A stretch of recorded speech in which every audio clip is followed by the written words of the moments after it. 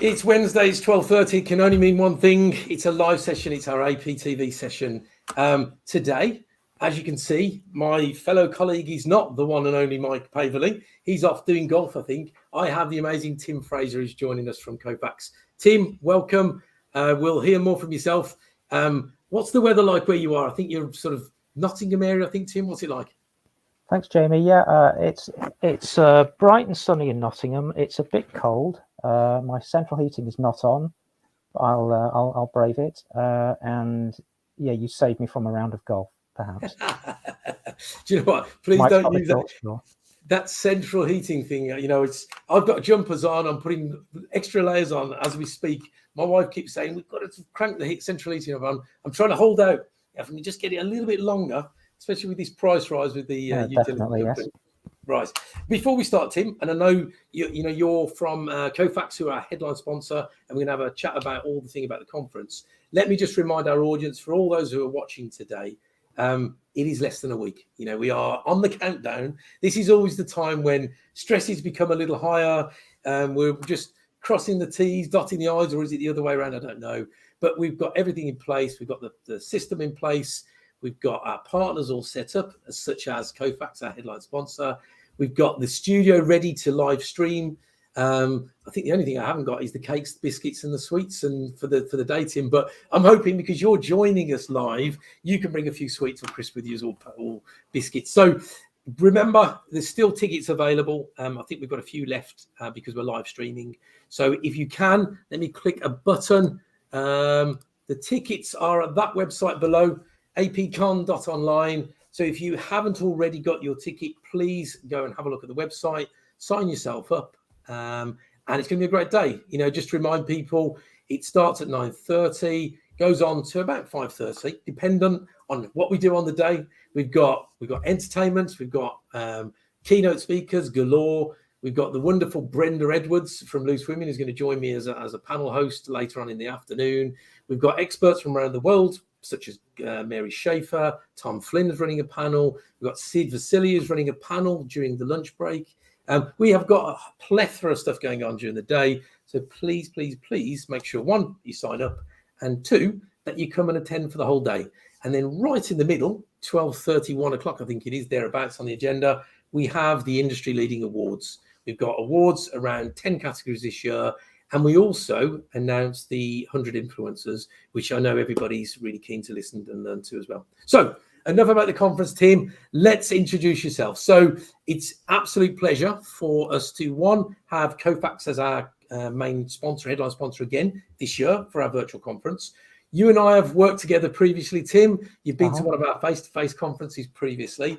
And you have been in this world of accounts payable for probably too long to count, but do you want to tell us a little bit about yourself, Tim, who you are, what you do, and how long you've been supporting the AP industry as a whole, if you could, please?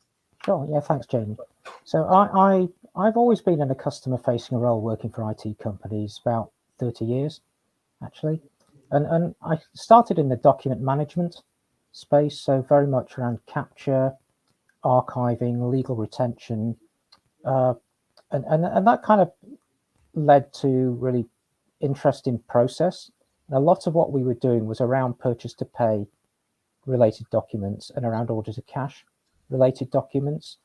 So, you know, for the last probably 20 years, I've been involved managing large, either UK or European, and now within Kofax, you know, very much global enterprise customers who've got these requirements. And you know, my interest is much more around not the mechanics of storing documents and scanning. I mean, that's taken for granted these days, but you know, very much the business process, the integrations, and supporting these projects and really solving the customer problems.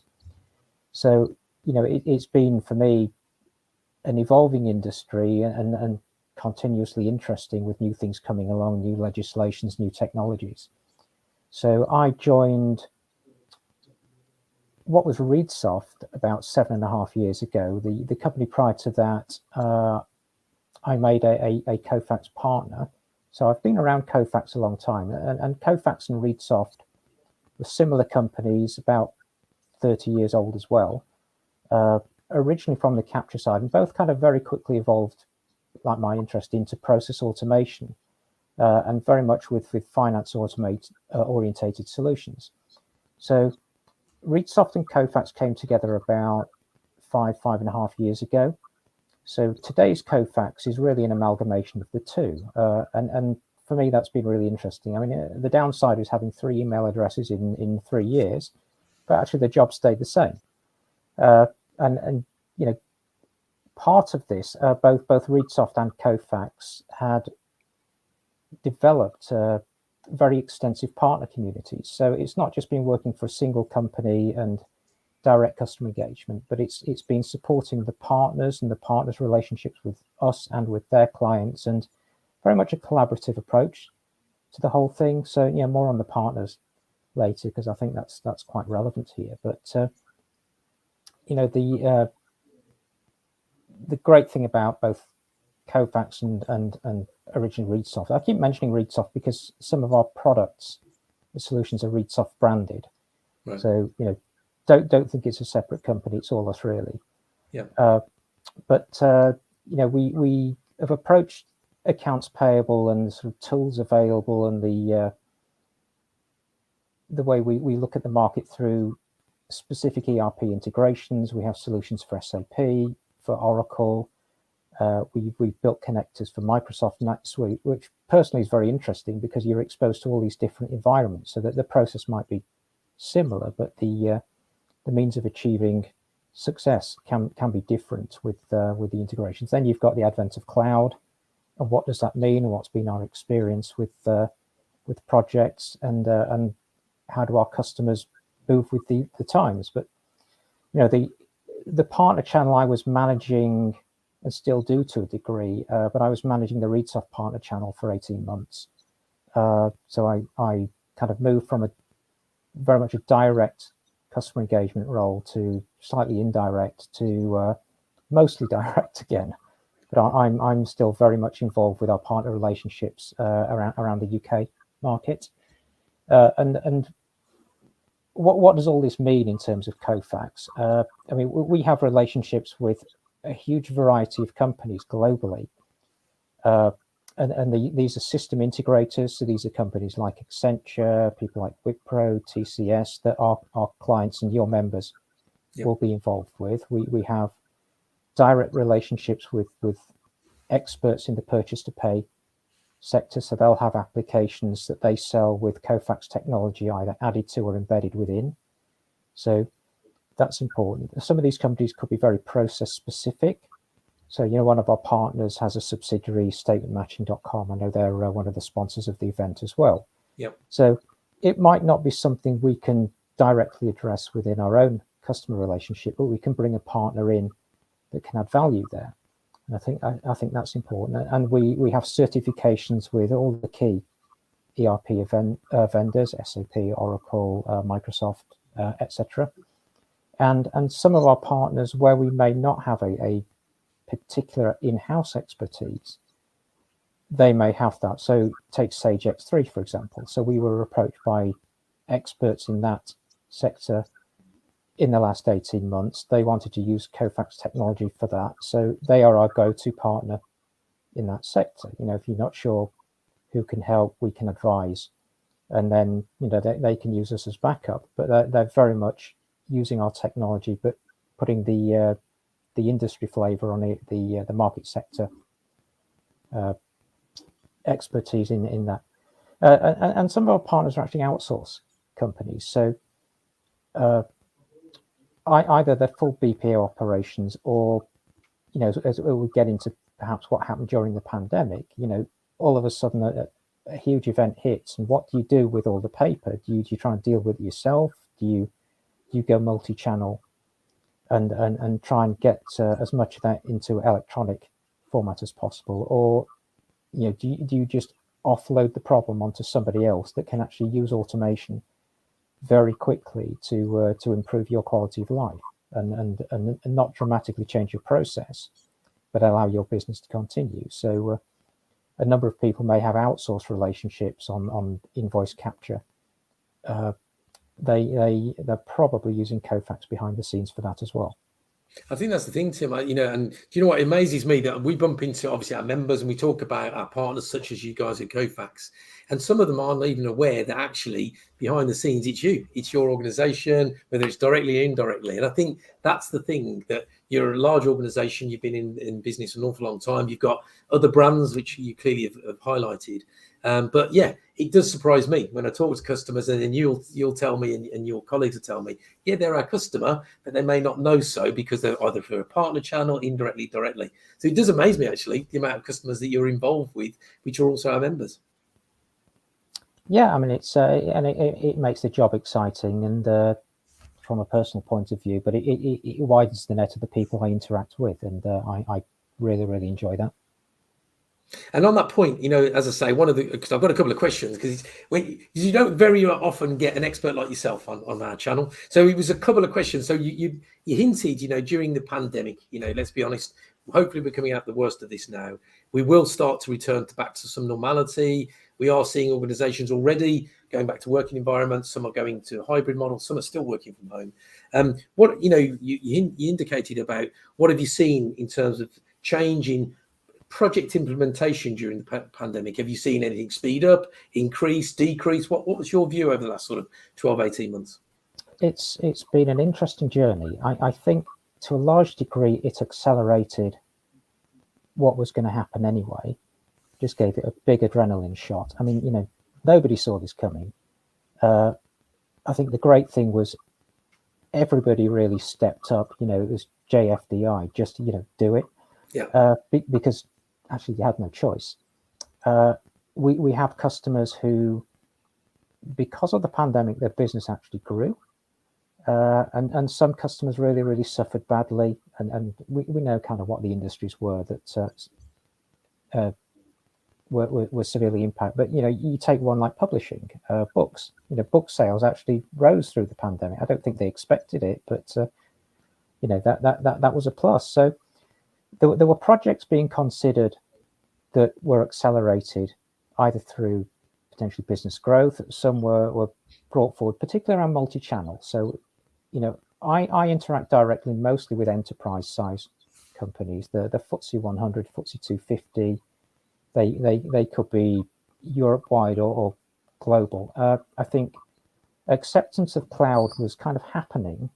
It was very much there in the SME sector, but a lot of big enterprises were still quite risk averse at the beginning of this.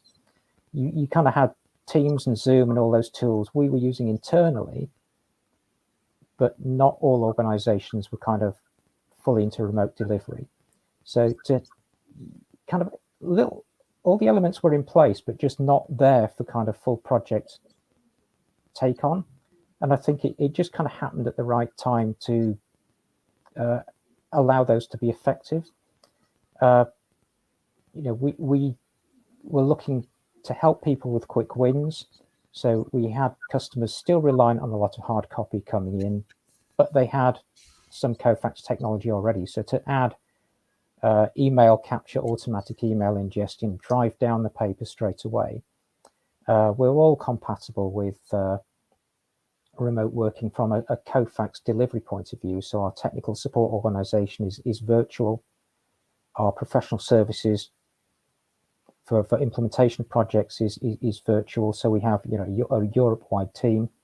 So we understand some customers can or have to have on-premise, but we've been pretty used to remote delivery all along. So I think it didn't impact us as a vendor, but we had to be flexible in terms of what our customers could accept. I think back to cloud. Our experience of cloud, particularly in the UK, is we have a lot of InfoSec cybersecurity stuff to deal with, probably greater than a lot of the other European countries, and we're still struggling to understand why. But the good news was we felt those guys, to a degree, stepped aside to let these projects go through. Not putting them at risk. Everything's got to be done with a level of acceptable risk. But I think that their focus was on enabling the remote working, enabling the infrastructure to make that happen super quick. What we were able to do was then, get the solutions in and deliver winning projects. So, it's been good to help organizations achieve what they were going to do just a hell of a lot quicker. I was really interested. I attended one of your sessions a few weeks ago where there was an audience survey of working patterns now, and I think it was something like 45% are doing a 3-day week in the office, but 35% are still remote. So that's, collectively 80% we know what they're doing, and only 10% are back full time. So I don't think any of this will go back to how it was. So, those people that have adopted more of a multi-channel approach, I think will continue to go down that route. What I didn't see, but I'm really interested to hear other people's views, is e-invoicing. So I think it all happened so quickly. Nobody could shift from paper all the way through to, an XML world or a full e-invoice world. But now people are more there with kind of email capture, driving down the paper again, or they've done tactical outsource. Where will we go with true electronic invoicing? Will tactical outsources be more strategic and allow people to focus on the more downstream and high value parts of the process rather than capture? I mean, we're not just about capture by any means, but if you don't deal with the paper, you have a lot of inefficient process all the way downstream. And that's around track and trace and auditability and just efficiency. We're keen to really get people's views on that. Yeah, you know what, Tim, and again, you're right. We've spoken to lots of members over that 18 months, 2 years, and I think people had to, I'm going to use that word. Everybody seems to use that pivot word, but within the space of 24 hours, people had to move a big back office function into virtual world, working from home, all that good stuff, and they did an amazing job. Let's be honest, they really did an amazing job. And all of us, and I know you've mentioned this previously, but all of us should take our hats off to every AP professional out there that managed to do this with the systems and the resources and the software and hardware they had available. But I think you're right. I think what will happen now is people will take a step back and they will look at, okay, so what's the future look like now? We've done a good job. We're working in different working mechanisms and patterns, but what is e-invoicing the future? Is it something we should be addressing, investing more into? Should we be looking at outsource models? I think all of that is now making the way to that C-suite level where people are not only, it's not a thing for the future where it'll be on an agenda somewhere. I think it's made the top now. And I think you're right. And I think a lot of our members have said the same as what you have, that this has accelerated things dramatically. So not, ordinarily you might have thought, well, they would have just binned all the projects, they'd have saved their money, they'd have just closed the doors, locked the shop, all that sort of stuff. No, they didn't. They've decided, yes, it's business continuity. It's, let's invest, let's get things, and just in case, heaven forbid anything like this ever happened again, what can we do to future-proof our businesses and also increase the efficiency and the process efficiency of what we do? And it's all the stuff you said, and again, we have members all the time comment to say, some of them, that I don't, again, you're right, that session we did a couple of weeks ago highlighted lots of great statistics actually. And it always is amazing that you look at things where people haven't even looked at, automation, all this sort of stuff yet. But I think it's getting on the agenda of literally everybody now, because I think everybody realizes it's the cloud, all these sort of things are the future of where we need to be in a transaction. Oh, I mean, cloud was, absolutely quick win. We're not dependent on infrastructure to enable the solutions going in. The key thing now we're seeing is cash. That maybe people aren't investing in such long-term initiatives in the event of what else might happen. So quick returns, but the cash position. But then that's accounts payable. Accounts payable is in control of what goes out the company, and what's about to go out the company and transparency of that. So that comes back around as well. Yeah, I agree. Well, look, Tim, I mean, you're going to be with us live in the studio on the during the conference. I said that you're going to bring the cake. It'd be great to get out of the house, Jamie, for sure. Yeah. You and me both. I've been trapped in this office. People think I go home. I don't. I've got a little sleeping bag here. I've been here for 2.5 years. No, it'd be great to meet you in person again. When we can start that conversation. So, what are you looking forward to this year's conference, Tim? I mean, quite honestly, apart from just meeting people is hearing what others have to say. I move in a relatively small circle, and to just get the I've been to your conferences 2018, 2019 before it all went pear-shaped, and just talking to people, validating what I thought is going on. Am I right? Am I wrong? Hearing from others, and what's up and coming. What is really affecting people, not just what we think is. It's interesting. I've seen analyst surveys, and then when you do a real-time audience survey, they differ. And why is that? Is it because actually you've got a different country dimension on it? One of these was we're not able to do certain projects because of compliance and audit and other regulatory reasons. And then you see a real-time survey that says, none of that's important. It's down to other pressures why we might not go ahead. But actually, it's not somebody stopping us. Thou shalt not at all. But that might be true in a different regime. So we need to understand what are the drivers for taking projects forward, and how do we help people build those business cases and justify these improvements. And that's all about us, is delivering successful projects but meeting those goals. So absolutely understanding what drives people. I'm not in my day job able to sort of see what's up and coming in terms of new legislation, regulation. A few years ago we had prompt payment legislation. You kind of saw that build through what you read in the press.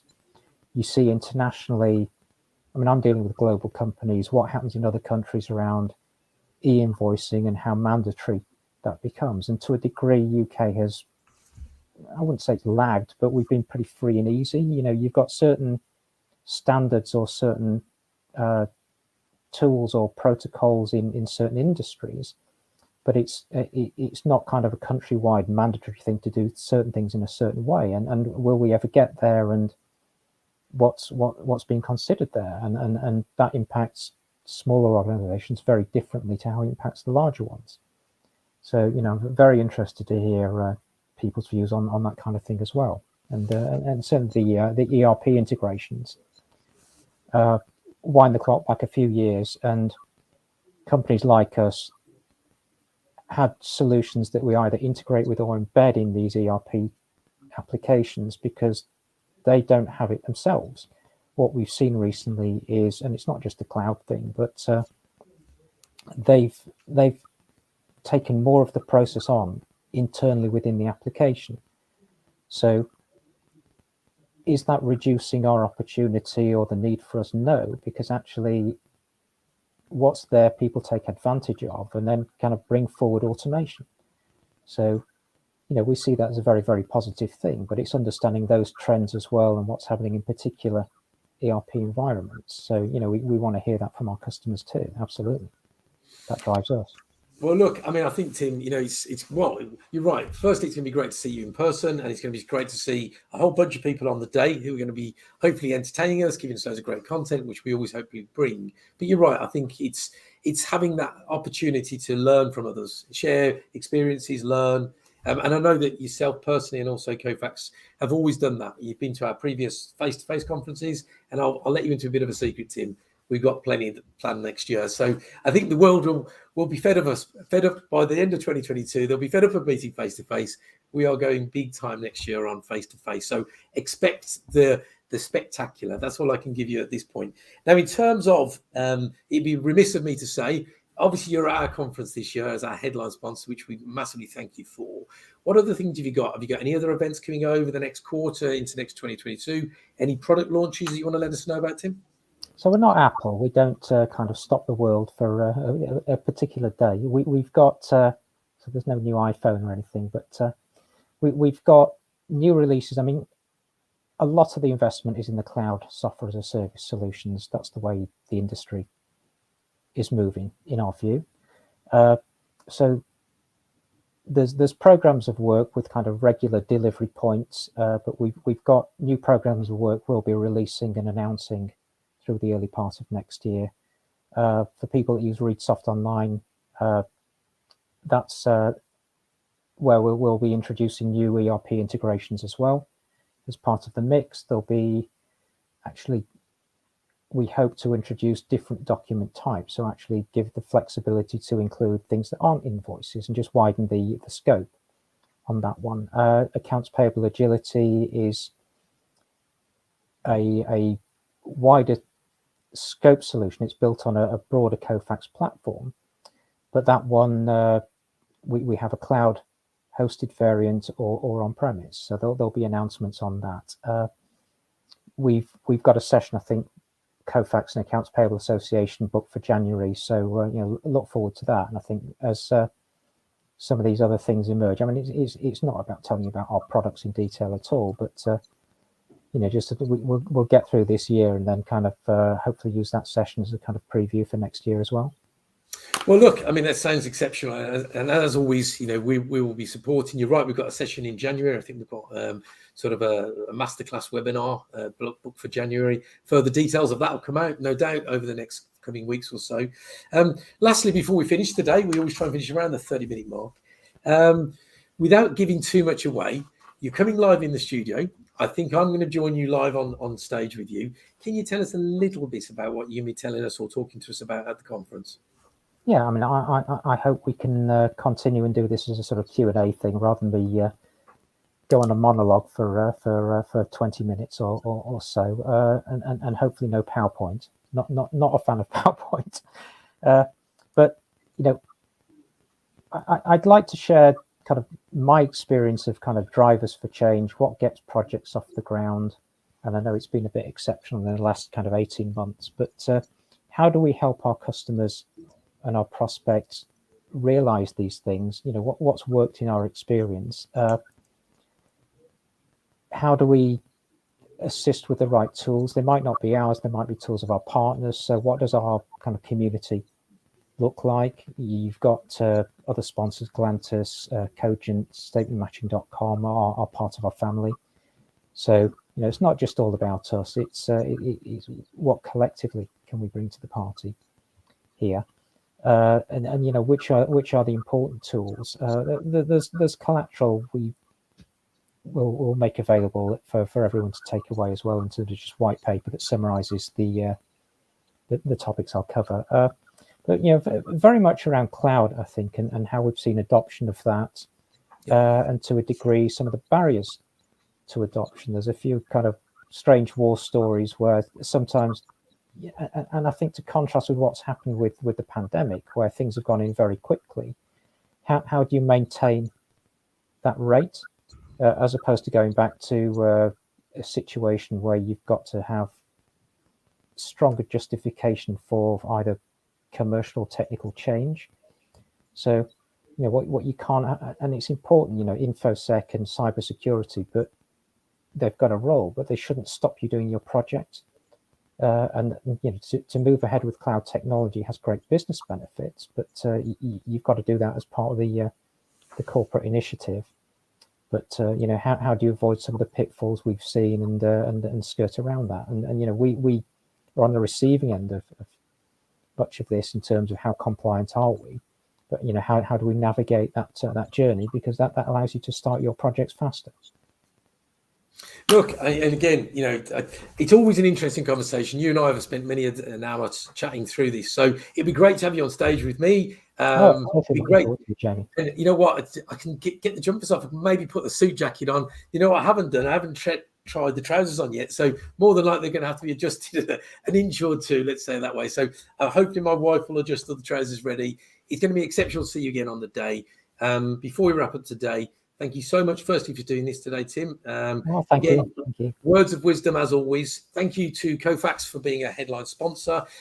You'll have a virtual booth on the day. So not only will be in the studio to answer questions live on your session, but you'll have a team answering questions at your virtual booth. As you pointed out, there'll be downloads available from yourselves, some supporting documentation. But you're right, I think your session on the day will be live. It's a Q&A-led discussion. So if anybody watching this or anybody in advance wants to ask any questions, just make sure you don't give me any hard questions and throw them over the fence to Tim. But thank you so much for today, Tim. Before I finish for today, just a reminder, The conference is in less than a week. It's Tuesday the 19th, starts at 9:30. Tim, you're going to join me on stage very early on, and hopefully you'll stay for the whole day and watch with the audience. Yeah.